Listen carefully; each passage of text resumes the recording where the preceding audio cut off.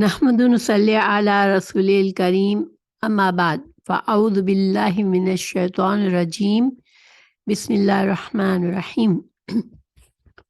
قرآن مجید کی تفسیر کر رہے ہیں اور سورہ البقرہ کی آیت نمبر 116 پہ پہنچے ہوئے ہیں، تو ہم شروع کرتے ہیں۔ اعوذ باللہ من الشیطان الرجیم بسم اللہ الرحمن الرحیم۔ وقالوا اتخذ اللہ ولدا سبحانہ بل له ما في السماوات والارض كل له قانتون بديع السماوات والارض فإذا قضى امرا فإنما يقول له كن فيكون۔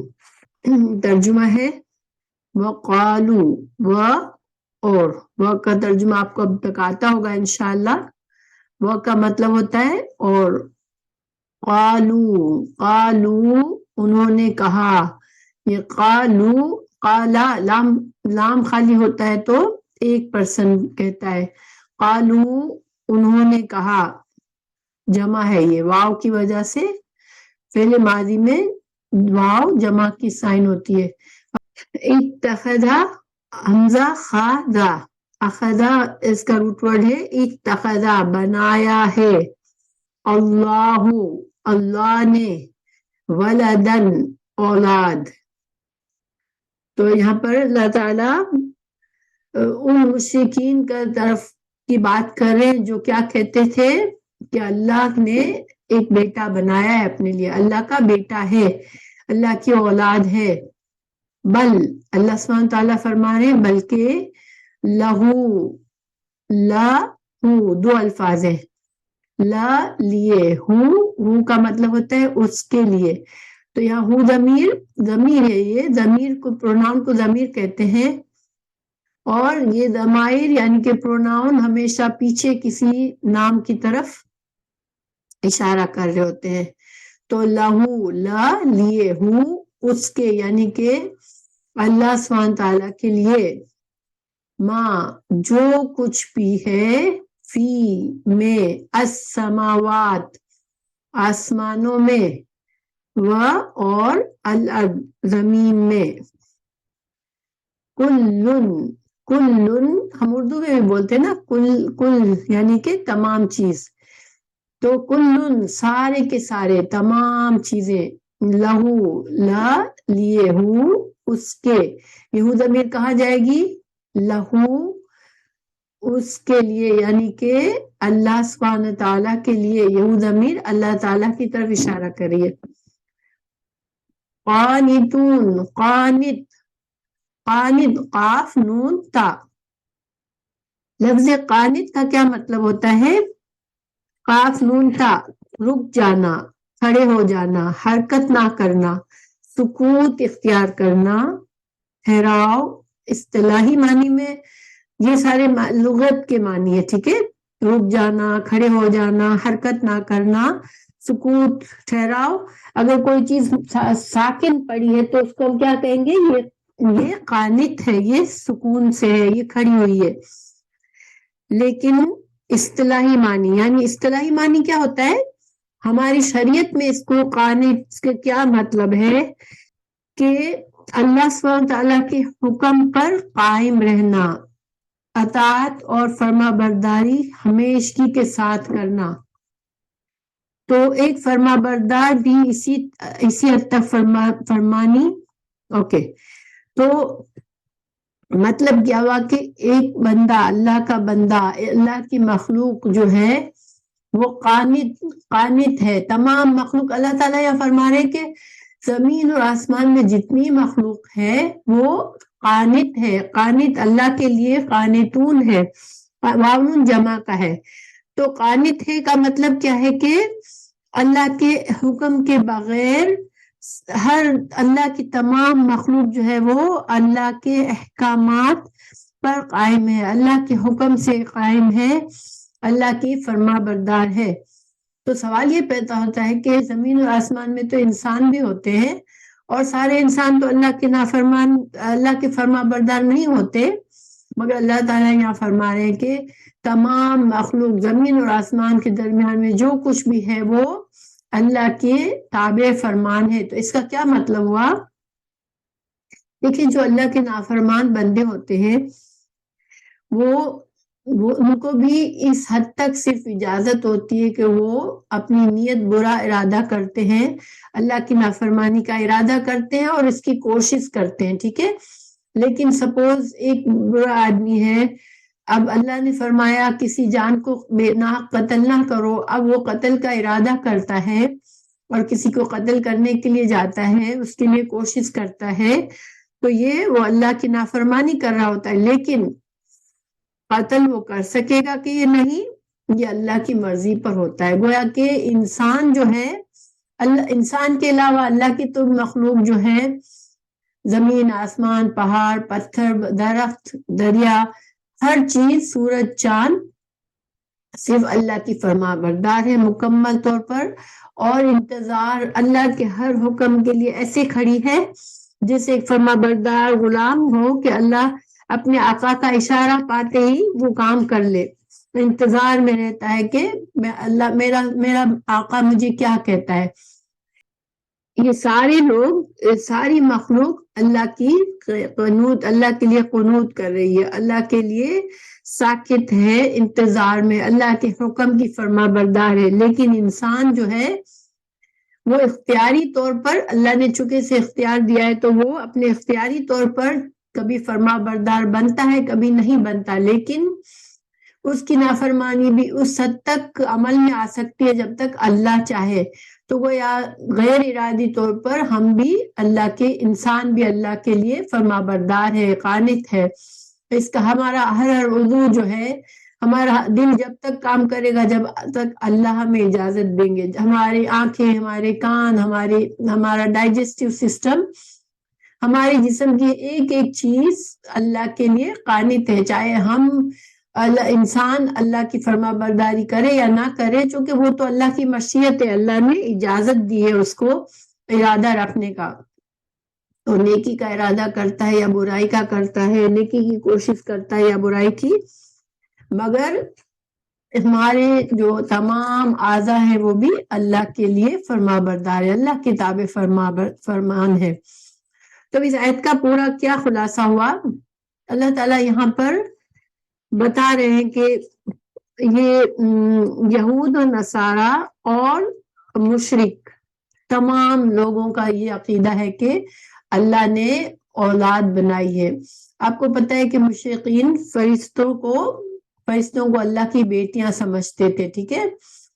اسی طرح یہود نے عزیر علیہ السلام کو اللہ کا بیٹا مانا، اور نصارہ نے حضرت عیسیٰ علیہ السلام کو اللہ کا بیٹا مانا. تو گویا یہ تمام لوگوں کا اللہ تعالیٰ یہاں پر اللہ تعالیٰ ان کو بتا رہا ہے کہ ان لوگوں نے سب نے اللہ کے ساتھ شرک کیا کہ یہ کہہ کر کہ اللہ کی اولاد ہے. ایک حدیث ہے، رسول اللہ صلی اللہ علیہ وسلم نے فرمایا کہ اذیت کی باتیں سن کر اللہ سے زیادہ صبر کرنے والا کوئی نہیں ہے. لوگ اس کے لیے بیٹا بتاتے ہیں کہ اس نے بیٹا بنایا ہے، پھر بھی وہ انہیں روزی دیتا ہے اور عافیت سے نوازتا ہے. ایک تو یہ حدیث ہے صحیح بخاری اور صحیح مسلم میں. دوسری حدیث ہے بخاری میں، حدیث قدسی ہے. حدیث قدسی کیا ہوتی ہے؟ جس میں آپ صلی اللہ علیہ وسلم یہ کہہ کر حدیث فرماتے ہیں کہ اللہ تعالیٰ فرماتا ہے.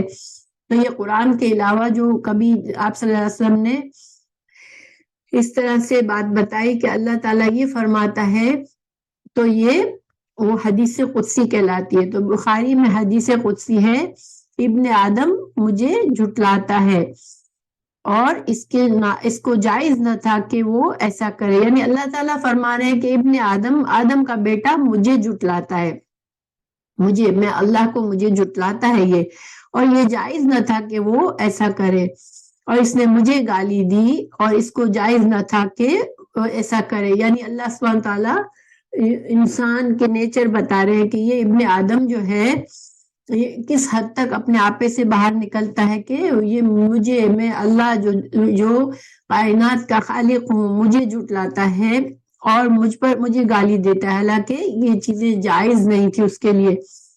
تو جہاں تک اس کا جھٹلانا، یعنی جھٹلانا کیا ہے کہ وہ انسان جب یہ کہتا ہے کہ اللہ مجھے دوسری بار پیدا نہیں کرے گا، یعنی اس موت کے بعد مجھے کوئی نہیں اٹھایا جائے گا، دوبارہ حشر نہیں ہوگی، قیامت نہیں ہوگی، مجھے کوئی نہیں اٹھانے والا دوسری بار، تو یہ کیا ہے؟ یہ اللہ کو جھٹلانا ہے، کیونکہ اللہ سبحانہ تعالیٰ نے انسان کو بنایا ہے اور وہ انسان کو بے مقصد نہیں بنایا ہے، وہ انسانوں کو دوبارہ اٹھائے گا اور اس کا حساب کتاب لے گا، اس کے اعمال کا حساب لے گا۔ تو اگر جب جو انسان آخرت کو جھٹلاتا ہے، وہ اصل میں کیا کرتا ہے؟ وہ اللہ کو جھٹلاتا ہے۔ اور پھر دوسری بات یہ، اس کا مجھے گالی دینا کیا ہے؟ جب اس نے کہا کہ اللہ نے بیٹا بنا لیا ہے، تو یہ کہنا ایک طرح سے ایسا ہے جیسے کوئی انسان گالی دے رہا ہے، حالانکہ میں واحد ہوں، بے نیاز ہوں، اور میرا کوئی شریک نہیں ہے۔ یہ حدیث قدسی اللہ سبحانہ تعالیٰ بہت زیادہ ناپسند کرتے ہیں کہ اگر کوئی یہ کہے کہ اللہ کی اولاد ہے۔ اللہ سبحانہ تعالیٰ واحد ہے، بے نیاز ہے، وہ ان کمزوریوں سے پاک ہے کہ اولاد کی ضرورت اسے ہو۔ اولاد جو ہے وہ انسان کی ایک کمزوری ہوتی ہے کہ انسان کو اولاد کی ضرورت ہوتی ہے، مگر اللہ سبحانہ تعالیٰ کو نہ بیوی کی ضرورت ہے، نہ اولاد کی ضرورت ہے، اور اولاد کے وجود کے لیے بیوی اور شوہر کا ہونا ضروری ہوتا ہے، کپل کا ہونا ضروری ہوتا ہے، لیکن اللہ سبحانہ تعالیٰ کا تو کوئی شریک ہے ہی نہیں، نہ اس کی بیوی ہے، نہ اس کی اولاد ہے۔ تو یہ بات بہت بڑا، یعنی کہ اللہ سبحانہ تعالیٰ کو بہت یہ بات بری لگتی ہے، جیسے کہ اللہ کو گالی دے دی جس نے یہ کہا کہ اللہ کی اولاد ہے، نعوذ باللہ۔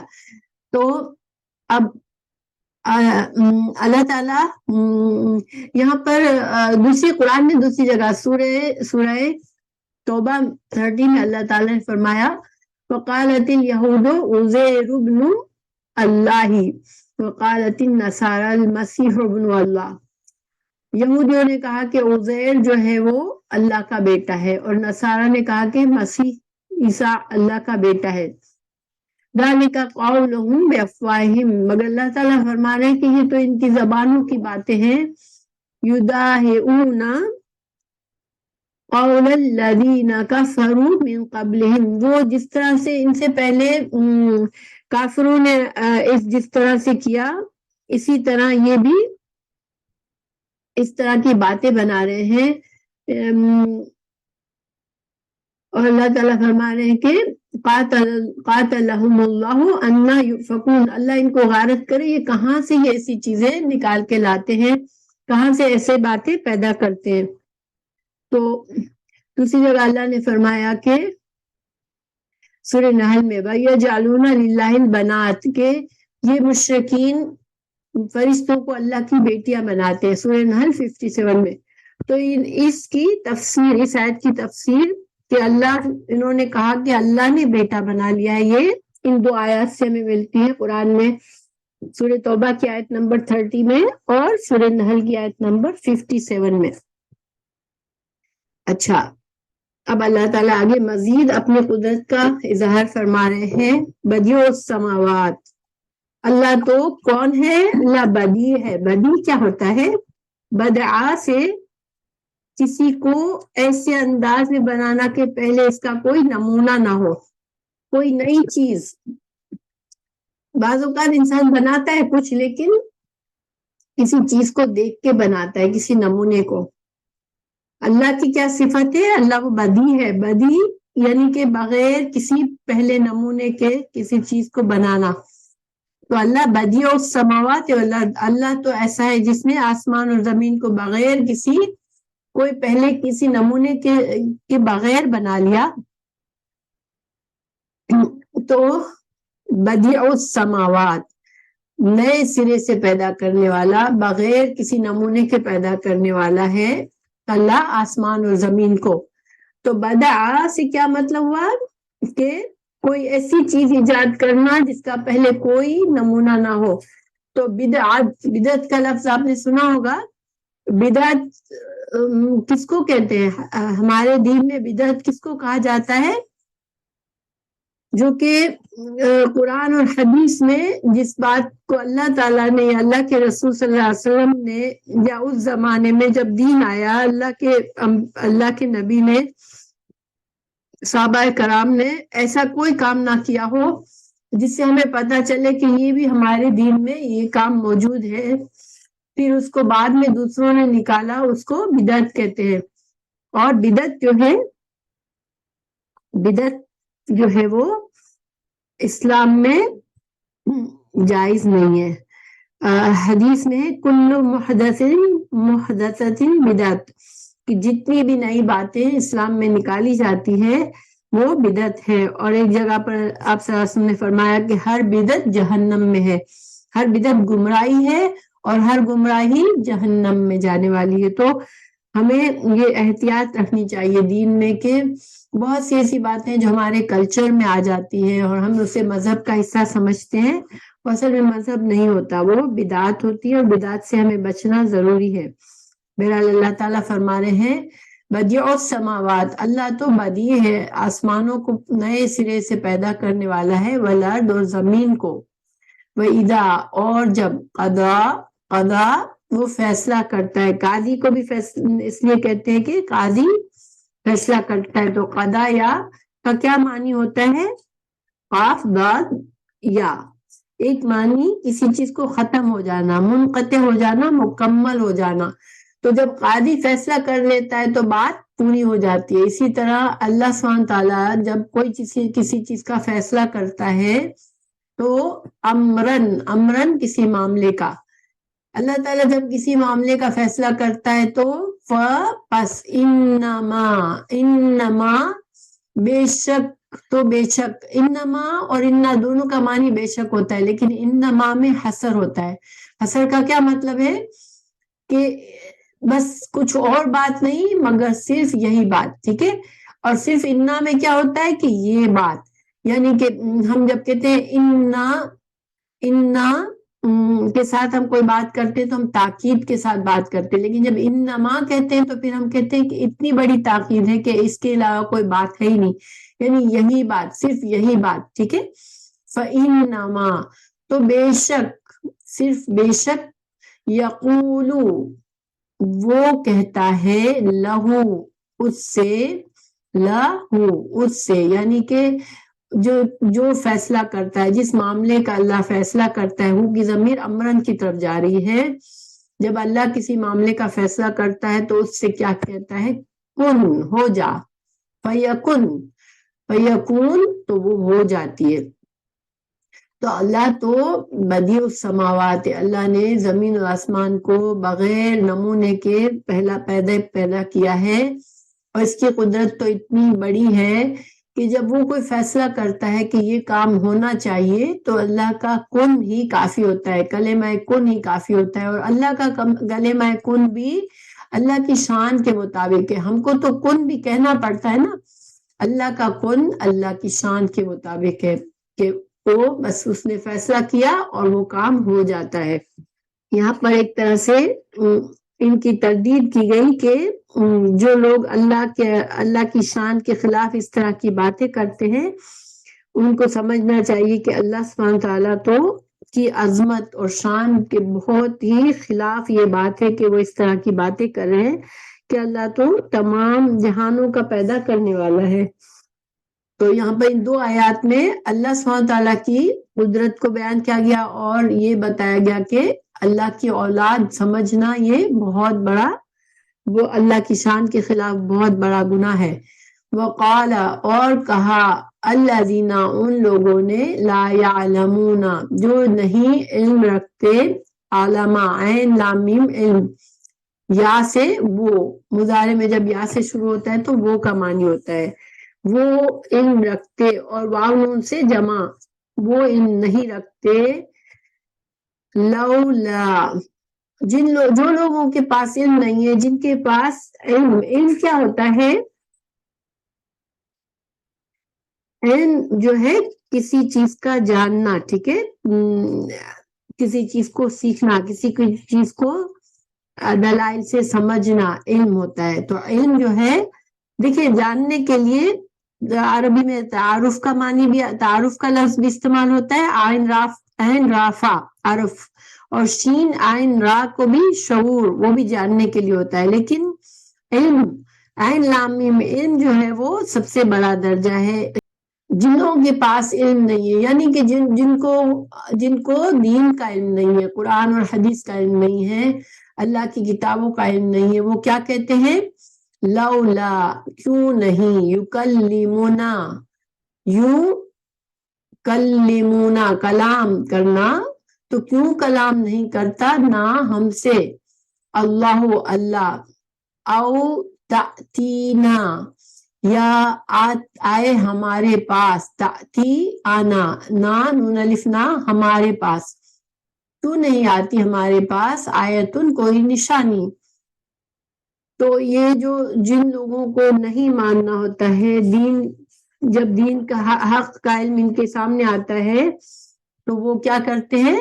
وہ کہتے ہیں بھائی ہم سے اللہ کیوں نہیں بات خود کر لیتا، یا ہمیں کوئی ایسی بڑی نشانی کیوں نہیں آ جاتی جس سے ہم جان لیں۔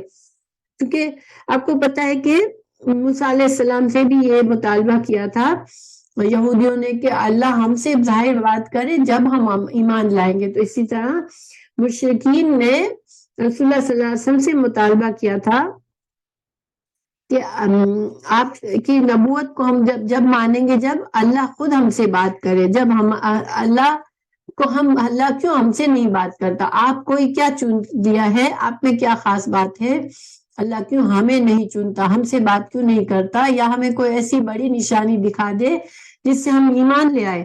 جیسے مثال کے طور پر سورہ بنی اسرائیل کی آیت 90 سے 93 تک سے ہمیں پتہ چلتا ہے کہ یہ جو مشرکین عرب تھے وہ رسول اللہ صلی اللہ علیہ وسلم سے مختلف قسم کے مطالبے کرتے تھے۔ کبھی کہتے تھے کہ آپ زمین میں بڑے سے چشمہ پھاڑ دیں زمین سے، ہمارے سامنے چشمہ ابلنا شروع ہوگا اور ہم مانیں گے کہ آپ کے کہنے پر چشمہ نکلا ہے اس لیے آپ نبی ہیں، یا پھر آپ اس صحرا میں انگور اور کھجور کے باغات اگا دیں۔ مکہ آپ کو پتا ہے کہ ڈیزرٹ تھا، تو ان کو کہتے تھے کہ انگور اور کھجور کے باغات ہم اگا کر ہمیں دکھائیں آپ اس صحرا میں۔ یا پھر ہم اگر جو آپ کہتے ہیں کہ اللہ تعالیٰ کو ہم ناراض کرنے والی بات کرتے ہیں، تو پھر کیوں آسمان کا ٹکڑا ہم پر نہیں گرتا، اللہ تعالیٰ کیوں ناراض ہو کے ہمیں سزا نہیں دیتا، یا فرشتے آ کر کیوں گواہی نہیں دیتے آپ کی سچائی کی، یا کبھی کہتے کہ اللہ تعالیٰ کتاب لکھ کر کیوں آسمان سے نہیں بھیجتا، آپ پر وہی کیوں آتی ہے۔ تو جس طرح سے مشرکین، جس طرح سے یہود نصارہ نے اعتراضات کیے، اسی طرح سے ان مشرکین نے، جو مکہ کے قریش اور مکہ کے مشرکین تھے، انہوں نے رسول اللہ صلی اللہ علیہ وسلم سے اعتراضات کیے۔ اللہ تعالیٰ فرما رہے ہیں کہ کذالک، اسی طرح، قالا کہا، الذین، ان لوگوں نے، من قبلہم، جو قومیں، جو نافرمان قومیں تم سے پہلے آئی تھی، وہ بھی اسی طرح کی باتیں کرتی تھی، کہ اسی طرح کے اعتراضات کرتے تھے، جب ان کے پاس انبیاء آتے تھے تو یہ بھی اسی طرح کے اعتراضات کرتے تھے، مثل قولہم، مانند ان کے قول کے۔ تو اللہ تعالیٰ آگے فرما رہے ہیں تشابہت، شباہت ہم اردو میں بولتے ہیں نا، شباہت کیا ہوتی ہے؟ کوئی چیز دوسری چیز سے ملتی جلتی ہو۔ تو اللہ تعالیٰ فرما رہے ہیں کہ ملتے جلتے ہیں قلوبہم، ان کے دل، یعنی کہ جو اللہ کے سرکش اور نافرمان بندے ہوتے ہیں، جن کو ماننا ہی نہیں ہوتا، تو ان کے دل سملر ہوتے ہیں، ان کی باتیں سملر ہوتی ہیں۔ تمام انبیاء کے جو بھی نافرمان بندے، نافرمان لوگ آئے، انہوں نے اسی طرح کی باتیں کی، مگر ان کا مطلب یہ نہیں تھا، کہ ان کو حق سمجھ میں نہیں آتا، ان کو حق نہیں ماننا ہوتا جن کو، وہ اس طرح کی باتیں کرتے ہیں، بے مقصد اعتراضات کرتے ہیں۔ تو اللہ تعالیٰ فرما رہے ہیں کہ ان سارے لوگوں کے دل ملتے جلتے ہیں، کیونکہ حقیقت یہ ہے، قد، تحقیق، بینا، بیان کر دی ہم نے، بینا، اس میں نون پر شد سے ہمیں پتہ چلتا ہے کہ تاکید کے ساتھ اللہ تعالیٰ فرما رہے ہیں، قد بھی تاکید کے لیے آتا ہے، تو اس میں ڈبل تاکید کے ساتھ اللہ تعالیٰ فرما رہے ہیں کہ یہ جو نشانیوں کا مطالبہ کر رہے ہیں تو ہم نے تو یقیناً ہم نے تو نشانیاں بیان کی ہیں، آیات نشانیاں، لقوم، مگر سمجھ کس کو آتی ہے؟ لی واسطے، قومن ایک قوم کے، ان لوگوں کے، یوقنون یقین یقین سے ہے، جو کہ یقین رکھتے ہیں۔ گویا کیا مطلب ہوا کہ اللہ تعالیٰ فرما رہے ہیں کہ قرآن واضح ہے، اللہ کا دین واضح ہے۔ جب انبیاء نازل ہوتے ہیں، انبیاء آتے ہیں تو دین کو واضح طور پر اللہ تعالیٰ ان کو ایسی نشانیاں دیتا ہے، ایسی شخصیت ہوتی ہے، ایسی بات کرتے ہیں، وہ حق کی بات کرتے ہیں کہ بالکل واضح ہوتی ہے۔ اور پھر اللہ تعالیٰ کی بہت سی، اللہ تعالیٰ انبیاء کو نشانیاں بھی دیتے ہیں، تو جن کو واقعی میں حق ماننا ہوتا ہے ان کے لیے تو یہ نشانیاں واضح ہوتی ہیں اور وہ مان لیتے ہیں، یقین کر لیتے ہیں۔ لیکن یقین کون نہیں کرتا؟ جس کو ماننا ہی نہیں ہوتا، جس کو نافرمانی کرنی ہوتی ہے۔ اور آپ نے دیکھا ہوگا کہ انسان جو بعض اوقات کوئی غلطی پر اڑ کر رہتا ہے انسان، اب آپ ہزار ان کو بتائیں، ہزار آپ ان کو سمجھائیں، ایکسپلینیشنز دیں، مگر وہ مان کر نہیں دیتے۔ تو وہ کیوں نہیں مانتے؟ ان کو کیا آپ کی سمجھانا نہیں سمجھ آتا؟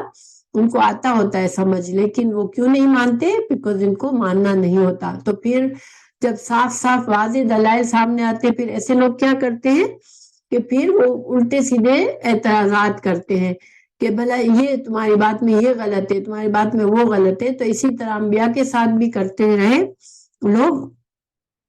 اور اللہ سبحانہ تعالیٰ فرما رہے ہیں کہ حق بات تو جس کو ماننی ہوتی ہے وہی مانتا ہے، جو سرکش نہیں ہوتا، جو نافرمان نہیں ہوتا۔ تو ہمارے لیے سبق کیا ہے کہ بندوں کے ساتھ معاملات میں اور اللہ کے ساتھ معاملات میں انسان کو حق بات کو مان لینا چاہیے، ضد میں نہیں رہنا چاہیے۔ بعض لوگ ایک بات غلط کہہ جاتے ہیں، پھر اس غلطی پر اتنا اڑتے ہیں کہ چاہے آپ زمین آسمان کی دلائل دے دو مگر وہ اپنی غلطی سے نہیں ہٹتے۔ لیکن انسان کو ایسا جب انسان ہوتا ہے تو پھر اس کو ہدایت بھی نہیں ملتی، اس لیے کہ ہدایت کے لیے انسان کو اپنا دل کھولنا پڑتا ہے اور حق بات کو قبول کرنا پڑتا ہے۔ پھر آگے اللہ تعالیٰ فرما رہے انا، یہ ایک تو انا ہے اور پھر دوسرا نون الف نا ضمیر ہے، تو بے شک ہم نے، ٹھیک ہے، اور یہ ضمیر اللہ سبحانہ تعالیٰ کے لیے ہے۔ انا بے شک ہم نے، ارسلناکا، یہ کتنے الفاظ ہیں؟ ارسلناکا، میں آپ کو ضمائر بار بار بتاتی ہوں شاید کسی کو سمجھ آئے۔ ارسل بھیجنا، نا نون الف نا، ہم نے، کا آپ کو، تین الفاظ ہیں۔ ارسل بھیجا، نا ہم نے، کا آپ کو۔ ماشاءاللہ سمائلہ، اللہ تعالیٰ نے یہاں پر دو بار اپنی طرف بات کو اپنی طرف کیا ہے کہ بے شک ہم نے بھیجا، ہم نے آپ کو، یہ ڈبل تاکید ہے کہ ہم نے ہی بھیجا ہے۔ بالحق، حق کے ساتھ، بشیرن خوشخبری دینے والا، ونذیرن اور ڈراوا دینے والا۔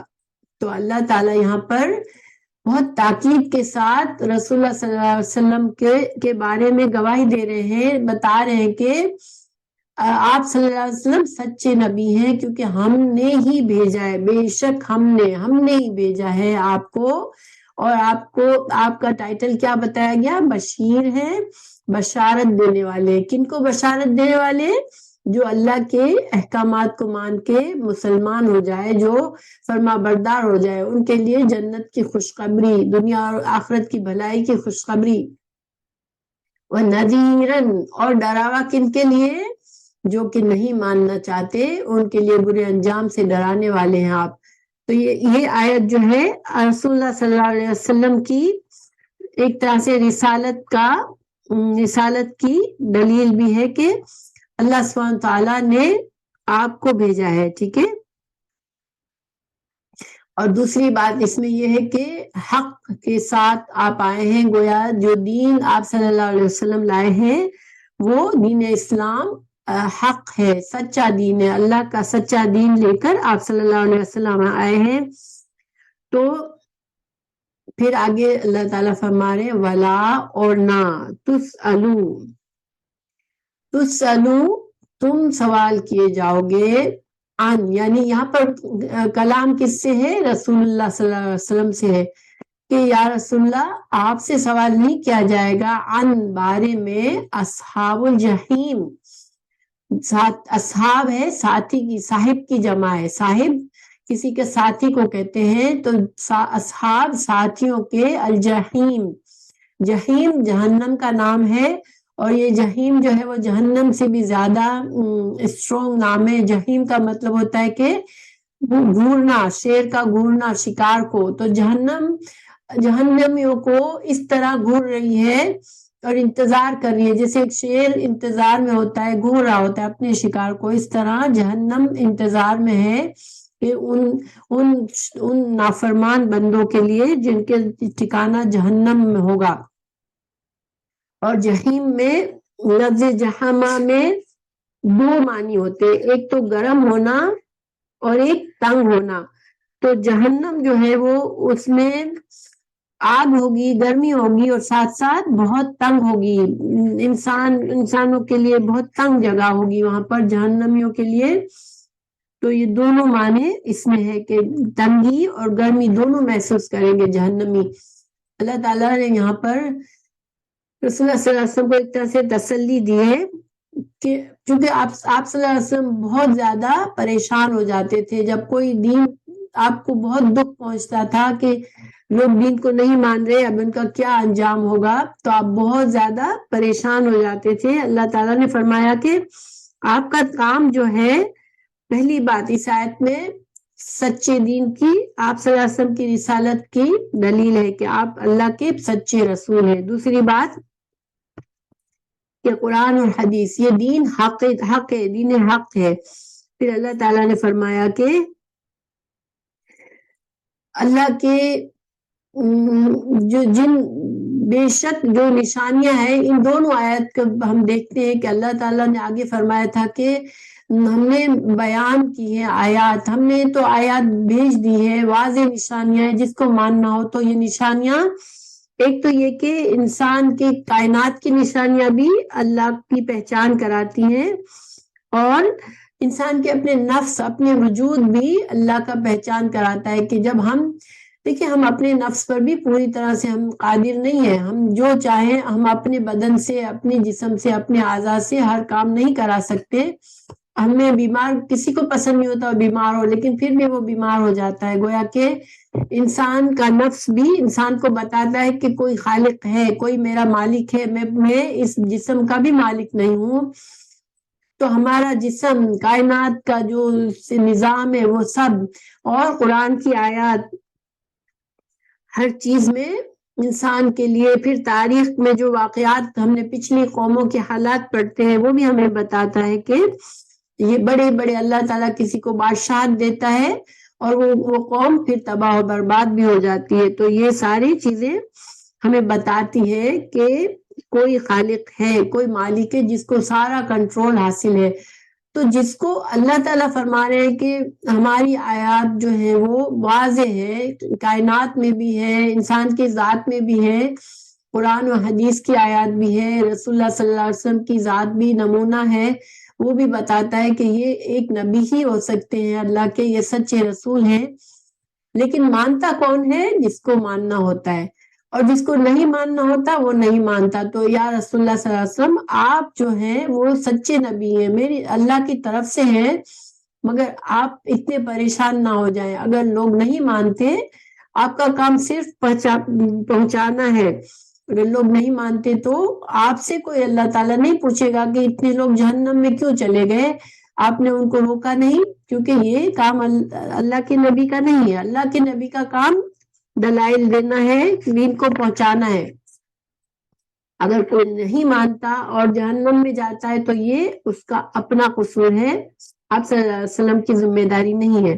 تو یہاں پر خود ہمارے لیے بھی دیکھیں، اگر بعض اوقات ہم کسی کو ایک بار بولتے ہیں، 2 بار بولتے ہیں، بچوں کو بولتے ہیں نماز پڑھو، یا ہم جیسے مطلب بہت جلدی ہم پریشان ہو جاتے ہیں، تھک جاتے ہیں، امید چھوڑ دیتے ہیں.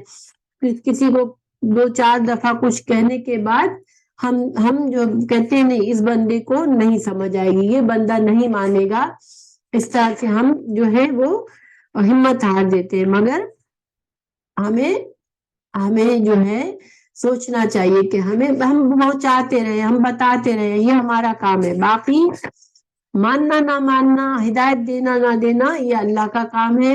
اور جس بندے کو ماننا ہوگا وہ مانے گا. تو ہمیں یہ ہمارے لیے ہم کو بھی یہ یہاں سے اس آیت سے یہی سبق ملتا ہے. اور آپ صلی اللہ علیہ وسلم کو بھی تسلی دی گئی کہ آپ جو ہے وہ پریشان نہ ہو، آپ کا کام آپ کر لیں، باقی جو ہے جو نہیں مانے گا اس سے آپ کو کوئی سوال نہیں ہوگا اس کے بارے میں. اور ایک طرح سے جو نہیں مانتے ان کے لیے بھی ایک طرح سے ڈراوا ہے کہ وہ ان کو برا انجام ان کو ملے گا، لیکن اس میں ذمہ دار کون ہوں گے؟ وہ خود ہی ہوں گے. ولن تردا، اور ہرگز نہیں، لن کا مطلب ہوتا ہے ہرگز نہیں، تردا راضی ہوں گے، ان کا، ان سے، کا آپ سے، یعنی آپ صلی اللہ علیہ وسلم سے، الیہود یہود، ولن نصارا اور عیسائی، آپ سے یہود اور عیسائی کبھی بھی راضی نہیں ہوں گے، حتیٰ یہاں تک کہ تبع کسی کی پیروی کرنا، تو یہاں تک کہ آپ پیروی کرنے لگے، ملتہم، ملت کیا ہوتی ہے؟ ملت جو ہے اس کا لفظی ترجمہ ہوتا ہے طریقہ، لیکن جب انسان کا دین ایک طریقہ جو ہے وہ انسان کا منہج بن جاتا ہے، انسان کا دین بن جاتا ہے، تو اس کو ملت کہتے ہیں. ٹھیک ہے؟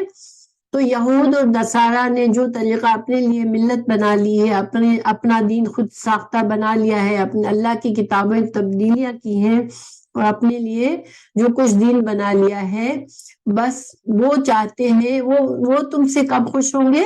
جب ان کی بات کو تم مان لو، ان کو سچا سمجھ لو، ان کے دین کو سچا سمجھ لو، ورنہ اس سے علاوہ وہ تم سے خوش نہیں ہوں گے. تو اللہ تعالیٰ یہاں پر ویسے تو خطاب رسول اللہ صلی اللہ علیہ وسلم سے ہے، لیکن خود ہمارے لیے بھی ہمیں بھی یہ سمجھنا ہے کہ دیکھیں نان مسلمس کی سے بعض اوقات ہم بہت متاثر ہوتے ہیں ان کے طریقوں سے، مگر ہمیں اصل دین کا طریقہ ہمیں کیوں ہم ان سے کیوں متاثر ہو جاتے ہیں؟ اس لیے کہ ہماری دین کی نالج انف نہیں ہوتی. تو ہم کہتے ہیں دیکھو ان کے اندر کتنی وعدہ پورا کرنے والے ہیں، وقت کی پابندی کرنے والے ہیں، ہم ان کی تعریفیں کرتے ہیں اور ان سے متاثر ہوتے ہیں. مگر اصل میں ہمیں اپنے دین کو اگر صحیح طرح سے سمجھے تو ہمارے دین کے طریقے جو ہیں وہ سب سے بہترین طریقے ہیں. ہمیں دوسروں کے طریقوں پر چلنے کی ضرورت نہیں ہے، ہمیں دوسروں کی پیروی کرنے کی ضرورت نہیں ہے. ہمیں اپنا دین سچی طرح صحیح طرح سمجھنا ہے اور اس پر عمل کرنا ہے. تو بہرحال اللہ تعالیٰ یہاں پر تسلی دے رہے رسول اللہ صلی اللہ علیہ وسلم کو، کیونکہ جیسے پچھلی آیت میں ہم نے جانا کہ آپ صلی اللہ علیہ وسلم پریشان ہو جاتے تھے جب کوئی نہیں مانتا تھا. تو اللہ تعالیٰ فرما رہے ہیں کہ تم ان یہود اور نصارہ کو خوش کرنے کی کوشش مت کرو کہ یہ خوش ہو جائیں گے تو ایمان لے آئیں گے، کیونکہ یہ خوش اسی وقت ہوں گے صرف جب آپ خود اپنا طریقہ چھوڑ کے ان کے پیچھے چلنے لگے. اس کے علاوہ ان کو خوش کرنے کا کوئی اور طریقہ نہیں ہے. لیکن اللہ تعالیٰ آگے فرما رہے قل، آپ کہہ دیجئے، انا بے شک، ہدا ہدایت، اللہ کے لیے، اللہ ہی کی ہے، ہوا وہ الہدا ہدایت. آپ کہہ دیں کہ اصل ہدایت جو ہے وہ صرف اللہ ہی کی ہدایت ہے. یہاں پر ہدایت کا لفظ جو ہے وہ پہلا جو ہدایت کا نام لفظ استعمال ہوا ہے یہ وہ ہدایت ہے جس کے ذریعے انسان جو ہے وہ متقی بنتا ہے. ٹھیک ہے؟ تو وہ ہدایت جس کے ذریعے انسان متقی بنتا ہے، اور متقی کو کیا فائدہ ہوتا ہے؟ ہم نے شروع میں پڑھا تھا سورہ بقرہ میں کہ متقی لوگ کون ہوں گے؟ جو کہ متقی، تقوی کا کیا فائدہ ہے؟ انسان کے دل میں تقوی ہو اس کا کیا فائدہ ہے؟ وہ کامیاب ہوگا، اس کو فلاح ملے گی اور وہ جنت میں جائے گا. ہم نے سورہ بقرہ کی شروع کی آیت میں پڑھا تھا، متقین کی صفات بتائی گئی تھی اور پھر کہا گیا تھا کہ یہی لوگ فائدہ فلاح پانے والے ہیں. تو متقین پانے متقی، جو ہدایت ہمیں تقوی پیدا کر دے ہمارے دل میں، وہ ہدایت صرف اللہ ہی کی ہدایت ہے۔ وہ طریقہ دین کا جو ہم سیکھتے ہیں، جو اللہ کا دین سیکھتے ہیں، وہی ہم کو صحیح معنوں میں ہمیں کامیاب بنائے گا، ہمیں جنت نصیب ہوگی اس کے ذریعے۔ تو تم ان کے طریقے کی اتباع مت کرنا، کیونکہ ان سے بلکہ یہ کہہ دینا کہ اصل ہدایت جو ہے وہ صرف اللہ کی ہدایت ہے۔ وَلَئِن، اور اگر اتبعتا، آپ نے پیروی کی، تبع سے ہے، تا سے مطلب تم، آپ صلی اللہ علیہ وسلم سے خطاب ہے کہ اگر تم نے پیروی کی اہواہم، ان کی خواہشات کی، ہوا کی جمع ہے اہوا۔ ہوا کیا ہوتی ہے؟ ہوا ہوتی ہے دل کی خواہشات، ایسی خواہشات جو کہ انسان کو جھکا دے۔ انسان اپنی خواہش کے پیچھے چلتا ہے نا اکثر، اس لیے اس کو ہوا کہتے ہیں، کیونکہ ہوا کا مطلب ہوتا ہے کہ نیچے سے اوپر سے نیچے گرنا، ٹھیک ہے؟ ہوا عربی میں ہوا کا کیا مطلب ہوتا ہے؟ اوپر سے نیچے گرنا۔ تو انسان کی خواہشات کو ہوا کیوں کہتے ہیں؟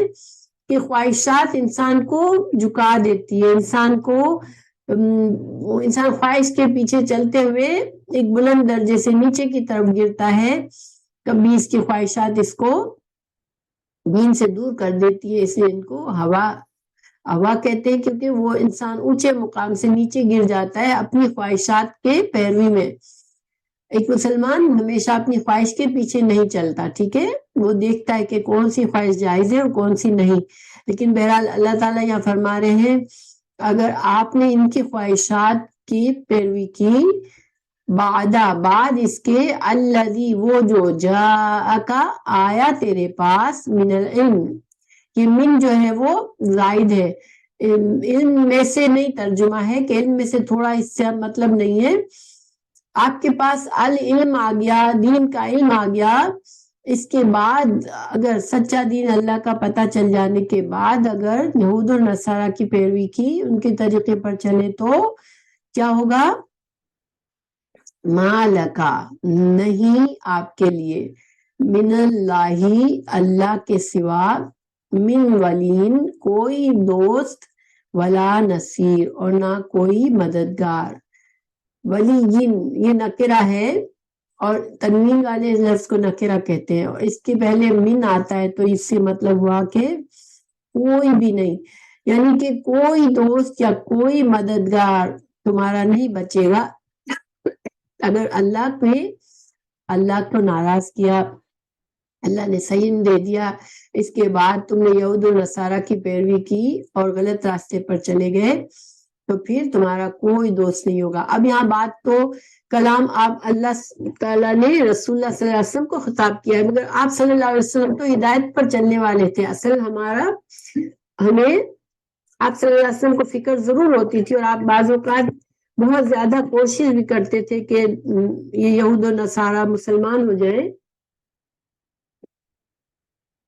بہت دکھ بھی ہو جاتا تھا، وہ کوشش ان کو خوش کرنے کی بھی کرتے تھے کہ کسی طرح وہ حق بات کو سن لے، مگر اللہ تعالیٰ نے فرما دیا کہ ان کی پیروی نہیں کرنی تم کو، یہ تو خوش نہیں ہوں گے جب تک کہ تم اپنا دین نہیں چھوڑتے۔ تو اب یہاں یہ تو خطاب آپ صلی اللہ علیہ وسلم سے ہے، ہمارے لیے کیا اس میں وعید ہے، کیا ڈراوا ہے کہ جب انسان کو قرآن اور سنت کا علم آ جائے، اس کے بعد کسی دوسرے کو خوش کرنے کے لیے بعض اوقات ہم کمزور پڑ جاتے ہیں اپنے دوستوں کی وجہ سے، اپنے ماحول کی وجہ سے، اور ہمارا دل تو اندر سے کہہ رہا ہوتا ہے کہ یہ کام صحیح نہیں ہے، مگر ہم کر دیتے ہیں، تو ہمیں اس سے بچنا چاہیے، کیونکہ جب انسان کے پاس صحیح علم آتا ہے پھر اس کو اتنی ہمت کرنی چاہیے، اللہ پر بھروسہ کرنا چاہیے کہ جب علم آ گیا، صحیح بات سمجھ آ گئی، پھر کسی اور کو خوش کرنے کے لیے انسان کو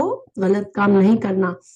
اور آج کل دیکھیں مسلمان جو ہیں وہ یہ جو جھگڑا پڑا ہوا ہوتا ہے کہ کس کو ہم فالو کر رہے ہیں، تو اس کی خاطر انسان بہت سے بڑے بڑے علماء بھی بعض اوقات قرآن اور حدیث کی دلائل سامنے آنے کے باوجود بھی آنکھیں بند کر لیتے ہیں کہ امام کی بات پر چلنا ہے ہم کو، تو یہ ہم فلاں پیر کے مقلد ہیں، ہم فلاں امام کے مقلد ہیں، یہ کہہ کر وہ قرآن اور حدیث کے دلائل کو اگنور کر جاتے ہیں اگر، تو یہ بھی بہت بڑا خطرے والی بات ہے۔ انسان کو سب سے بڑا اللہ پر یقین ہونا چاہیے، اور دین وہی ہے جو اللہ نے اپنے نبی کے ساتھ بھیج دیا۔ تو جب قرآن اور حدیث کا علم آ جائے، اس کے بعد انسان کو کوئی بھی، چاہے کوئی اپنا قریب ترین ہے، پکا دوست ہے، ماں باپ ہے، بہن بھائی ہے، رشتے دار ہے، کسی کی بات نہیں ماننی اگر وہ ہمیں قرآن اور حدیث کے خلاف جانے کو کہہ رہے ہیں۔ تو پھر ظاہری بات ہے کہ یہود اور نصارہ ہمارے دوست ہیں، اگر ہمارے پڑوس میں رہتے ہیں، ہماری ان سے بڑی بنتی ہے، مگر ان کو بھی خوش کرنے کے لیے ہم اپنے دین سے ہٹ کر کچھ نہیں کر سکتے ان کی پیروی، کیونکہ یہاں پر اللہ تعالیٰ نے بڑی سخت ڈراوے کی بات کی ہے کہ اگر ایسا کیا تو کوئی دوست یا کوئی مددگار تمہارا نہیں ہوگا، اللہ ہی سچا مددگار ہے، اللہ ہی سچا ولی ہے ہمارا۔ پھر آگے اللہ تعالیٰ فرما رہے ہیں الذین، وہ لوگ آتیناہم، جن کو دی ہم نے الکتاب، الکتاب اللہ کی کتاب، یتلونہ، وہ اس کو پڑھتے ہیں، حقا، حق ہے، تلاوتی ہی، جیسے اس کی تلاوت کا حق ہے۔ اب اس آیت کو ہم دیکھتے ہیں، اللہ تعالیٰ فرما رہے ہیں کہ جن کو ہم نے کتاب دی ہے وہ اس کتاب کو ایسے پڑھتے ہیں جیسے کہ اس کتاب کے پڑھنے کا حق ہے، تو وہی لوگ، اولئکا، یہی لوگ، یؤمنون، ایمان لاتے ہیں، ایمان رکھتے ہیں، بھی، ساتھ اس کے۔ اب اس کو تھوڑا سمجھتے ہیں اس آیت کو، دیکھیں الذین آتیناہم الکتاب، تو اس کا علماء نے دو ترجمے کیے، الذین آتیناہم الکتاب، وہ لوگ جن کو ہم نے کتاب دی ہے، سے بعض علماء نے کہا کہ مطلب یہود اور نصارہ ہے، ٹھیک ہے، تو یہود اور نصارہ سمجھیں گے اگر ہم اس کو، تو ترجمہ کیا ہوگا، یہ یہود اور نصارہ جن کو اللہ نے کتابیں دی، یعنی تورات اور انجیل دی، اور انہوں نے اس کا حق ادا کیا۔ تلاوت، لفظ تلاوت کا مطلب ہوتا ہے صرف ہم کسی چیز کو پڑھنا نہیں ہوتا، تلاوت، لفظ تلاوت کا مطلب اصل میں ہوتا ہے، تا لام واو کا مطلب ہوتا ہے کسی کے پیچھے چلنا، ٹھیک ہے۔ تو کتاب کی تلاوت کا کیا مطلب ہے کہ اللہ کے احکامات کے پیچھے چلنا، پیروی کرنا، ٹھیک ہے۔ تو ہم تلاوت، قرآن کی تلاوت کو تلاوت کیوں کہا جاتا ہے کہ ایک لفظ کے بعد دوسرا لفظ کو ہم جوڑ جوڑ کے پڑھتے ہیں نا، اس لیے تلاوت۔ اب دیکھیں عربی کا پڑھنے کا طریقہ کیسا ہوتا ہے کہ ہم ایک لفظ کو دوسرے سے جوڑتے ہوئے پڑھتے ہیں، تو اس لیے تلاوت کہتے ہیں۔ تو یہاں پر تلاوت کس معنی میں ہے، پیروی کرنا، اس پر عمل کرنا۔ تو اللہ تعالیٰ فرما رہے ہیں کہ اگر ہم یہود اور نصارہ مانی لیں تو مطلب ہے کہ یہ یہود اور نصارہ جن کو اللہ نے کتاب دی، وہ اس کتاب کو جیسا اس کا حق ہے اس طرح سے اس کی پیروی کی، اس طرح سے اس پر عمل کیا، تو وہی اولئکا، تو یہی لوگ ہیں جو ایمان رکھتے ہیں، بھی، ساتھ اس کے، بھی، یہی جو ہے یہ قرآن کے لیے، ٹھیک ہے۔ تو اس آیت کا کیا مطلب نکلا کہ جب رسول اللہ صلی اللہ علیہ وسلم آئے، اس زمانے میں جو کچھ یہود اور نصارہ تھے، جو اچھے لوگ تھے، جو آپ صلی اللہ علیہ وسلم کی بعثت سے پہلے تورات کو، انجیل کو جیسا اس کا حق ہے اس طرح پڑھتے تھے، اس میں ملاوٹ نہیں کرتے تھے، اس کے اللہ کے احکامات کی صحیح پیروی کرتے تھے، تو وہ ایسے لوگ تھے کہ جب رسول اللہ صلی اللہ علیہ وسلم آئے، تو جب قرآن نازل ہوا تو انہوں نے قرآن پر بھی ایمان لے آئے۔ کیوں ایمان لے آئے؟ کیونکہ ان کی کتابوں میں ان سے کہا گیا تھا کہ جب آپ صلی اللہ علیہ وسلم آئے تو ان پر ایمان لانا ہے، ان کی کتاب پر ایمان لانا ہے، تو وہ ایمان لے آئے اس پر، ٹھیک ہے۔ تو وہ ان کو اللہ تعالیٰ نے توفیق دے دی۔ اب چونکہ آپ نے دیکھا کہ مسلسل ہم پڑھ رہے ہیں یہود و نصارہ کے غلط کاموں کے بارے میں کہ کتنا انہوں نے اللہ کی نافرمانی کی، کتنے غلط کام کیے. تو یہاں پر اللہ تعالیٰ ان لوگوں کی تعریف کر رہے ہیں جو یہود و نصارہ میں سے وہ لوگ جنہوں نے جو بگڑے ہوئے نہیں تھے، جو کتاب میں تحریف نہیں کرتے تھے، اپنی کتاب میں تبدیلیاں نہیں کی بلکہ اس کو ایز اٹ از فالو کیا تھا اور اس پر عمل کیا تھا. تو یہ لوگ چونکہ ان کا دین انہوں نے خراب نہیں کیا تھا، تو ان کو جب قرآن ان کے سامنے آیا تو وہ فوراً پہچان گئے کہ یہ حق ہے، اللہ کی طرف سے ہے، اور وہ پھر قرآن پر بھی ایمان لے آئے. ٹھیک ہے، یہ مطلب ہے. اور حق تلاوت ہی کا مطلب جو ہے میں اس کو ابھی تفصیل بتاتی ہوں، لیکن دوسرا معنی اس کا کیا الذین آتیناہم الکتاب سے کچھ علماء نے مطلب لیا کہ صحابہ کرام. ٹھیک ہے، کیونکہ اللہ تعالیٰ نے قرآن جو ہے وہ مسلمانوں کو دیا ہے. ٹھیک ہے، تو مسلمانوں میں آپ صلی اللہ علیہ وسلم کے زمانے میں جب اس وقت قرآن نازل ہوا تھا، جب صحابہ کرام ہی تھے، تو یہاں ترجمہ صحابہ کرام کا لیا کہ اللہ کے رسول پر جب کتاب نازل ہوئی تو صحابہ کرام میں سے جن لوگوں نے کتاب کی یتلونہ حق تلاوت ہی، جو اس قرآن کو اس طرح سے فالو کیا، انہوں نے اللہ کے احکامات جو بھی اس میں پڑھے اس پر عمل کیا، تو پھر جیسے قرآن کا حق تھا وہ حق ادا کیا، تو پھر یہی لوگ اصل میں قرآن پر ایمان لانے والے تھے. تو یہ دونوں ترجمے ہیں. اب سوال یہ ہے کہ دونوں لیے جا سکتے ہیں، لیکن چونکہ یہاں پر یہود و نصارہ کی بات کی جا رہی ہے تو زیادہ صحیح ترجمہ یعنی زیادہ راضح ترجمہ جس کو زیادہ علماء نے ایکسپٹ کیا وہ کیا ہے کہ اہل کتاب کے ان لوگوں کی بات اللہ تعالیٰ فرما رہے ہیں کہ جنہوں نے اپنے تورات پر عمل کیا، اس پر صحیح جیسا کہ حق تھا اس طرح سے اس پر عمل کیا، تو پھر وہ ایمان لے آئے رسول اللہ صلی اللہ علیہ وسلم پر اور قرآن پر. ٹھیک ہے، اب حق کا تلاوت ہے. یہاں پر اس آیت سے ہمیں ایک بات پتہ چلتی ہے کہ اللہ کی کتاب کا حق ہوتا ہے. ٹھیک ہے، اللہ کی کتاب کوئی معمولی کتاب نہیں ہے، اس کے حقوق ہیں. تو وہ حقوق کیا ہے؟ ٹھیک ہے، تو دیکھیں حقوق میں کچھ باتیں تو یہ ہے کہ پہلی بات اس قرآن کو پڑھنا، جیسے کہ اس کو پڑھنا چاہیے، اس کے الفاظ کو سمجھنا، اس کے معنی پر غور و فکر کرنا، اور پھر اس کے احکامات کو سمجھ کر اس پر عمل کرنا. اور جب ہمیں یہ ساری باتیں آنے لگے تو پھر ہم دوسروں تک اس کو پہنچائیں. یہ سارے قرآن کے حقوق ہیں. لیکن اس کے علاوہ بھی علماء نے کہا ہے کہ اللہ کی کتاب کا حق میں کیا شامل ہے کہ اس کو بہت توجہ سے پڑھنا، اور جب جنت کا ذکر اس میں آئے تو اللہ سے جنت کا سوال کرنا، جب جہنم کا ذکر آئے تو اللہ سے جہنم سے پناہ مانگنا. تو اس کے علاوہ جب حلال اور حرام کی آیات ہمیں سمجھ آئے تو ان پر عمل کرنا، اور کلام الہی میں تحریف نہ کرنا، اس کے معنی کو بدلنے کی کوشش نہ کرنا، پھر لوگوں کو حق بات پہنچانا. یہ بات جب ہم سب کچھ سمجھ لیں تو پھر دوسروں کو پہنچانا. اور قرآن کی جو آیت محکم ہے یعنی کہ جس میں امر اور نہیں ہے کہ یہ کام کرو، یہ نہ کرو، یہ حلال ہے، یہ حرام ہے، ان پر نہ صرف ایمان رکھنا بلکہ ان پر عمل رکھنا اور عمل کرنا. اور جو متشابہات آیات ہیں جن کا ترجمہ ایک سے زیادہ کیا جا سکتا ہے، جس میں انسان کو باتیں مجمل طریقے سے بتائی گئی ہیں، ان پر ایمان رکھنا کہ یہ اللہ کی طرف سے حق ہے.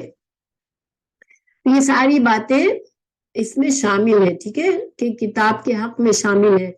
تو اللہ تعالیٰ فرما رہے کہ جو لوگ اللہ کی کتاب کا حق ادا کرتے ہیں تو پھر وہی لوگ صحیح معنوں میں ایمان لاتے ہیں. تو ہم اگر ایمان کا دعویٰ کرتے ہیں تو ہمیں بھی قرآن کا حق سمجھنا چاہیے کہ اس قرآن کا حق ہے اور اس پر عمل کرنا ہے. ہمیں اس کے حق ادائیگی کی پوری کوشش کرنی ہے. تو پھر آگے فرمایا اللہ نے کہ وَمَن یکفر، اور جو کوئی کفر کرے گا بھی، ساتھ اس کے یہ بھی قرآن کی طرف ہی ضمیر قرآن کی طرف جاری ہے کہ جو قرآن کا کفر کرے گا فَأُولَئِكَ، تو یہ لوگ، یہی لوگ، ہم وہ، الخاسرون، خاسرون خسارہ پانے والے. اور خسارہ ایسا نقصان ہوتا ہے کہ انسان مثال کے طور پر کسی بزنس میں انویسٹ کرتا ہے تو نہ صرف اس کو اس کا پروفٹ نہیں ہوتا بلکہ اس کی جو انویسٹمنٹ ہوتی ہے وہ بھی ختم ہو جاتی ہے، مکمل لاس. تو جن لوگوں نے قرآن کو نہیں مانا ان کا مکمل لاس ہے، یعنی کہ وہ زندگی اپنی ضائع کر بیٹھے اور آخرت میں بھی ان کو صرف جہنم کے سوا کچھ نہیں ملنا. تو اس آیت سے علماء کہتے ہیں کہ اہل کتاب میں، کیونکہ یہاں اہل کتاب کا ذکر ہے، تو جو لوگ اہل کتاب قرآن کو نہیں مانتے، آج خود کو یہود اور نصارہ کہتے ہیں اور رسول اللہ صلی اللہ علیہ وسلم کے زمانے میں بھی نہیں مانا، تو اس آیت کے تحت یہ کیا ہے؟ خاسرون ہے، خسارہ پانے والے ہیں، نقصان اٹھانے والے. اور حدیث میں بھی ہے کہ رسول اللہ صلی اللہ علیہ وسلم نے فرمایا کہ جو اہل کتاب میں سے جو نبی صلی اللہ علیہ وسلم کی رسالت پر ایمان نہیں لائے گا وہ جہنم میں جائے گا. ٹھیک ہے. حدیث ہے کہ اس ذات کی قسم جس کے ہاتھ میں میری جان ہے، جو شخص بھی چاہے وہ یہودی ہو یا عیسائی میرے بارے میں سنے گا اور مجھ پر ایمان نہیں لائے گا وہ جہنم میں داخل ہوگا. تو یہ حدیث ہمیں واضح طور پر بتا رہی ہے کہ جو یہود و نصارہ چاہے اپنے آپ کو بڑا، اپنے مذہب کو بہت فالو کر رہے ہوں، لیکن اگر اب رسول اللہ صلی اللہ علیہ وسلم کی آمد کے بعد قرآن کا انکار کرتے ہیں، قرآن کو نہیں مانتے، تو وہ جہنم میں جائیں گے.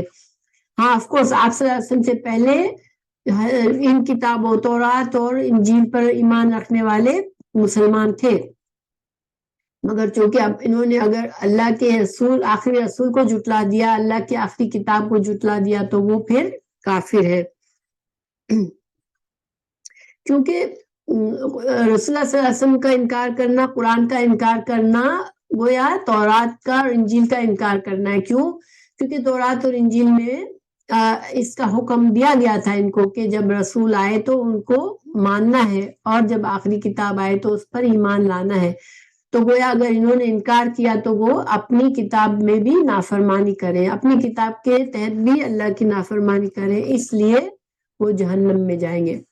یا بنی اسرائیل، اے بنی اسرائیل، اذکروا، یاد کرو، نعمتی، میری نعمت، التی، وہ جو، انعمتو، انعام کی میں نے، تو سے میں نے کا ترجمہ ہے. ٹھیک ہے. میں نے انعام کی، علیکم، تم پر، علی اور کم، تم پر، وانی، یہ کتنے الفاظ ہیں؟ انی، کسی کو سمجھ آ رہی ہے؟ اور انی، ایک تو انا ہے اور یا ہے، یا متکلم ضمیر ہے. میں نے، بے شک میں نے. ٹھیک ہے. ہاں ماشاءاللہ، بے شک میں نے. فضلتکم، یہ کتنے الفاظ ہیں؟ فضلتکم، فضل، فضیلت دینا. تو کب کیا مانی ہے؟ یہاں پر میں نے بتایا تھا انعمتو میں تو، فضلتو میں نے فضیلت دی، کم تم کو. کتنے الفاظ ہو گئے؟ فضلتکم، 3 الفاظ ہیں. فضیلت دی میں نے تم کو، اعلی اوپر، العالمین تمام جہانوں پر. اب اللہ تعالیٰ پھر سے بنی اسرائیل سے مخاطب ہو رہے ہیں کہ بنی اسرائیل تم میری نعمت کو یاد کرو جو میں نے تم کو دی تھی، یعنی تم کو میں نے انبیاء کی کثرت تم کو دی، تم کو میں نے کتابیں دی اور تم کو اس زمانے میں تمام لوگوں پر، تمام امتوں پر تم کو فضیلت دی تھی. واتقوا، تو پھر تم کیا کرو؟ ڈرو، یومن، اس دن سے، لا نہیں، تجزی کام آئے گا. جزا ہم کہتے ہیں نا، جزا کیا ہوتا ہے؟ ایک بدلہ ہوتا ہے نا. انسان کوئی کام کرتا ہے اس کی جزا ملتی ہے، یعنی کہ اس کام کا بدلہ ملتا ہے. تو نہیں کام آئے گا، نہیں بدلہ دے گا تم کو، نفسن، کوئی نفس، ان سے، نفس سے، یعنی کوئی آ کر یہ نہیں کہے گا کہ میں اس کو چھوڑ دو، اس کے بدلے میں حاضر ہوں، مجھے پکڑ لو، ٹھیک ہے، کوئی نہیں کہے گا یہ، چاہے وہ تمہارا باپ ہو، تمہاری ماں ہو، تمہاری اولاد ہو، کوئی بھی آ کر یہ نہیں کہے گا کہ اس کے بجائے مجھے لے لو، تو کوئی نفس کسی نفس کے بدلے کام نہیں آئے گا، ولا اور نہ یقبلو اور نہ قبول کی جائے گی، منہا کسی جان سے، کسی نفس سے، عدل کوئی بدلہ، یعنی کوئی انسان آ کر کہے کہ میں اپنی تمام دولت دیتا ہوں، مجھے چھوڑ دو، کیونکہ وہاں دولت ہوگی بھی نہیں اور نہ ہی کوئی انسان کے پاس کچھ ہوگا کہ انسان کہے کہ یہ لے لو اور مجھے چھوڑ دو، تو کوئی چیز کوئی بدلے میں نہیں دے سکے گا، ولا تنفعھا، ولا اور نہ تنفع نفع دے گا، ہاں کسی جان کو، شفاعت کوئی سفارش، ولا اور نہ وہ یونصرون اور نہ ہی وہ مدد کیے جائیں گے، نصر۔ اب یہ بڑی سخت آیت ہے اور یہ آیت پہلے بھی گزر چکی ہے، آیت نمبر 48 میں سیم آلموسٹ سیم آیت گزری ہے کہ اللہ تعالیٰ نے بنی اسرائیل سے فرمایا کہ اے بنی اسرائیل، اے اولاد یعقوب، میں نے جو نعمتیں تم پر انعام کی ہے انہیں یاد کرو، اور میں نے تو تمہیں تمام جہانوں پر فضیلت دے رکھی تھی، اس دن سے ڈرو جس دن کوئی نفس کسی نفس کے کچھ کام فائدہ نہ پہنچائے گا، اور نہ کسی شخص سے کوئی فدیہ قبول کیا جائے گا، اور نہ اسے کوئی شفاعت نفع دے سکے گی، اور نہ ان کی مدد کی جائے گی۔ اب اس آیت میں کچھ باتیں سمجھنے کی ہیں۔ دیکھیں شروع میں آپ غور کریں، جب شروع سے ہم پڑھ رہے ہیں سورہ بقرہ، تو اللہ تعالیٰ نے جب شروع میں ہمیں بتایا کہ یہ کتاب ہدایت کی کتاب ہے، اس کے بعد اللہ تعالیٰ نے 3 طرح کے رویے بتائے تھے کہ یہ اللہ کے فرما بردار بندے متقی اور ان کا انجام، نافرمان اور کافر اور ان کا انجام، اور جو منافق ہیں ان کا انجام، جو لوگ مڈل میں ہیں، مائنڈ میک اپ نہیں کر سک رہے، ان کا انجام، ٹھیک ہے۔ پھر اللہ تعالیٰ نے حضرت آدم علیہ السلام کی پیدائش کا واقعہ بتا کے ہمیں شروع سے انسانیت کی کہاں سے شروع اسٹارٹ ہوئی تھی اور کیسے شیطان اس کا دشمن بنا یہ بتا دیا۔ اس کے بعد اللہ تعالیٰ نے ہمیں مثال پیش کی، پھر تمام انسانوں کو اللہ نے ایمان لانے کی دعوت دی کہ ایمان والے لوگوں، تمام لوگ اللہ پر ایمان لے آؤ، کیونکہ اللہ کا تقویٰ کرو، کیونکہ یہی چیز تم کو بچائے گی آخرت میں۔ پھر اس کے بعد اللہ نے مثال دینا شروع کی ایک قوم کی، جس قوم کو اللہ نے ہدایت کے لیے انبیاء بھی بھیجے، کئی انبیاء بھیجے، اور اللہ نے اپنی کتابیں دی، اور اس امت کو اللہ نے بڑی فضیلت دی تھی، تو اس کی مثال دینا شروع کی اللہ نے۔ وہ کون سی تھی؟ بنی اسرائیل، بنی اسرائیل کی مثال ہمیں پیش کی گئی تھی، اور اس وقت بھی یہ آیات پیش کی گئی تھی۔ بنی اسرائیل کو بھی اللہ نے اس وقت دعوت دی تھی کہ دیکھو تم نے پیچھے قرآن میں نے بتا دیا کس طرح سے 3 طرح کے لوگ ہیں، اور کس طرح سے آدم علیہ السلام سے معاملہ شروع ہوا ہے، اور کس طرح سے جو لوگ میری ہدایت کو مانیں گے وہ کامیاب ہوں گے، اور جو نہیں مانیں گے وہ جہنم میں جائیں گے۔ تو اللہ تعالیٰ نے پھر بنی اسرائیل کو خطاب کیا تھا اور کہا تھا کہ تم اب مان لو، اس نبی کو مان لو اور ایمان لے آؤ، ورنہ تمہارا حال انجام برا ہوگا۔ پھر اس کے بعد اللہ تعالیٰ نے ہمیں بنی اسرائیل کی بہت سی آیات میں ان کی برائیاں بتائی، ہمیں ان کا رویہ بتایا کہ کس کس طرح سے اللہ نے انعامات کی اور کس کس طرح سے انہوں نے نافرمانی کی۔ اور یہ سب کا مقصد کیا تھا کہ اس زمانے کے جو اہل کتاب موجود تھے ان کو سمجھانا تھا، ان کو ایمان کی دعوت دینی تھی، اور ساتھ ہی ساتھ امت مسلمہ کو بتانا تھا کہ دیکھو یہ مثال ہے تمہارے سامنے، اس بنی اسرائیل کو ہم نے وہ درجہ دیا تھا جو اب تم کو دے رہے ہیں، اللہ کی کتاب اور اس دین کی ذمہ داری تم کو دے رہے ہیں، جسے پہلے ان کو دی تھی، تو تم ان کے تمام نافرمانیوں کو، ان کے اعمال کو دیکھ لو تاکہ تم وہ مسٹیکس نہ کرو، یہ مقصد تھا۔ اور ساتھ ہی ساتھ ان کو اہل کتاب کو دعوت دین دینی تھی، ٹھیک ہے۔ اب اتنی آیات کے بعد اللہ تعالیٰ نے ان کے بارے میں بتانے کے بعد اب اللہ تعالیٰ ایک چیپٹر کو کلوز کر رہے ہیں. تو پھر سے اللہ تعالیٰ نے اس آیت کو دہرا دیا کہ بنی اسرائیل تم میری نعمت کو یاد کرو اور تم یہ اس نبی پر ایمان لے آؤ اور ڈرو، ورنہ تم ڈرو اس انجام سے جو کہ اس دن کوئی کسی کے کام نہیں آئے گا، کوئی سفارش کام نہیں آئے گی. یہ تو خلاصہ تھا. ٹھیک ہے، اب سوال یہ کہ اس آیت میں اللہ تعالیٰ فرما رہے ہیں کہ آخرت میں کوئی شفاعت نہیں ہوگی، کوئی سفارش نہیں ہوگی، لیکن ہم کو بتایا گیا ہے کہ آخرت میں سفارش ہوگی. تو اس کا فرق کیوں ہے؟ تو اس کا فرق یہ ہے کہ قرآن میں ہمیں دوسری جگہ سے پتہ چلتا ہے کہ کافروں کے لیے، اللہ کے نافرمان بندوں کے لیے آخرت میں کوئی سفارش نہیں ہوگی. اور اس کی کئی ہمیں مثالیں بتائی گئی ہیں کہ حسرت سے کافر کہیں گے کہ آج ہمارے لیے کوئی سفارش نہیں ہے، آج ہمارے لیے کوئی نہیں ہے جو ہماری مدد کرے آ کر.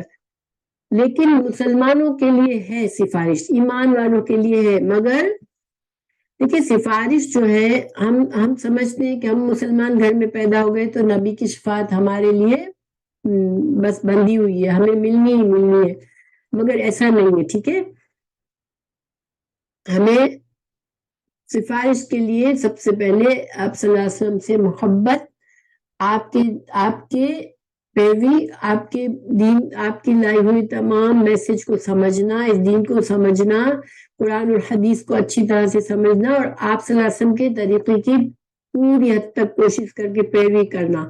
تو انسان پھر اس قابل بنتا ہے کہ اس کو سفارش ملے. انسان اگر ساری زندگی نافرمانی کرے، آپ صلی اللہ علیہ وسلم کے پیغام کو اگنور کرے، تو پھر صرف مسلمان کے گھر میں پیدا ہونا تو پھر اسی طرح سے جیسے کہ یہود و نصارہ کو یہ زوم تھا کہ ہم تو انبیاء کی اولاد ہیں اس لیے ہم کو جہنم نہیں ملے گی، تو پھر مسلمان بھی اگر یہ سوچتا ہے ہم امت مسلمہ ہیں ہم کو کوئی عذاب نہیں ہوگا، تو یہ انسان کی صرف خام خیالی ہے اور انسان کی جھوٹی تمنائیں ہیں. تو یہ ہمیں یاد رکھنا ہے. دوسری بات یہاں پر اب آگے کا مضمون جو ہے، اس سے پہلے اللہ تعالیٰ نے بنی اسرائیل کو بہت سمجھا لیا اور ان کو حوالہ دیا، اور اب اللہ تعالیٰ آگے حضرت ابراہیم کا واقعہ شروع کریں گے. اور ایک طرح سے مقصد کیا ہے کہ دیکھو بنی اسرائیل تم سمجھتے ہو کہ تم صحیح دین پر ہو، تم ابراہیم علیہ السلام کی اولاد میں سے ہو، تم فخر کرتے ہو اس بات پر، مگر حضرت ابراہیم علیہ السلام کیسے تھے یہ تم کو بتایا جا رہا ہے کہ وہ تو اللہ کے فرما بردار بندے تھے. تو یہ اگلا سبق ہوگا انشاءاللہ.